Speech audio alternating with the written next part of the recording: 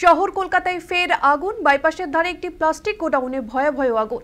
কালো ধোঁয়ায় ঢেকেছে গোটা এলাকা। বিধ্বংসী আগুনে পুড়ে ছায় একাধিক ঝুপড়ি। প্রাণ হাতে নিরাপদ স্থানে যাচ্ছেন স্থানীয়রা। ঘটনায় তীব্র চাঞ্চল্য ছড়িয়েছে এলাকায়। আর এই ব্যাপারে আমরা আরো বিস্তারিত জানবো আমাদের প্রতিনিধির কাছ থেকে। আমাদের প্রতিনিধি আছে সৌভিক। এর আগেও আমরা কলকাতায় একাধিক জায়গায় আগুন লাগার ঘটনা দেখেছি।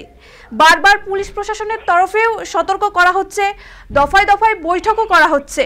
তারপরেও শহরে এরকম এত বড় অগ্নিকাণ্ড, কিভাবে এই আগুন লাগলো থেকে বিস্তারিত জানাও। দেখো পান, তোমায় জানিয়ে রাখি যে বাইপাসের ধারে একটি 5-তালা হোটেলের পেছনে প্লাস্টিকের গুদামে ভয়াবহ আগুন। দুপুর 3টে নাগাদ কিন্তু আগুন লাগে। তারপর দমকল স্থানীয়দের অভিযোগ দমকল মেটে আসে এবং দ্রুততর কিন্তু আগুন কিন্তু ছড়িয়ে পড়ে।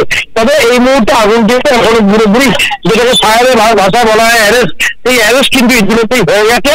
অর্থাৎ প্রায় 45 মিনিট থেকে 50 মিনিটের চেষ্টায় আগুন কিন্তু নিয়ন্ত্রণে এসে গেছে। তবে ক্ষয়ক্ষতি কি হয়েছে সেই সব বিষয় পরবর্তী সময় জানা যাবে। প্রাথমিক অনুমান শর্ট সার্কিট থেকে আগুন লেগেছে। তবে পুরো বিষয় কিন্তু খতিয়ে দেখবে দমকল আধিকারিকরা।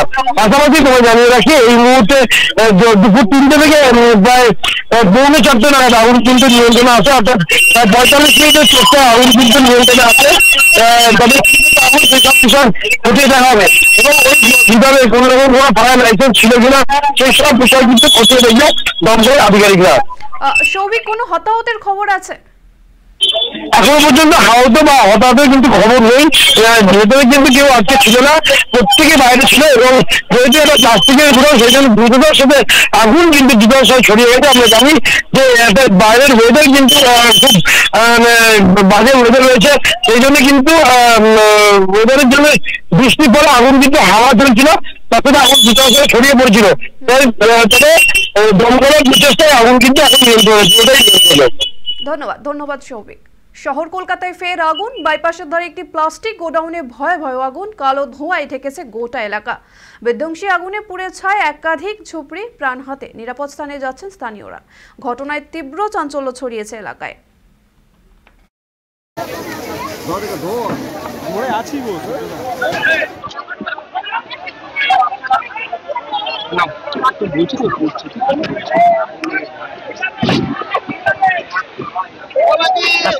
ছড়ালো কলকাতা পুরসভার দমকলের তরফে জানানো হয়েছে যে আগুন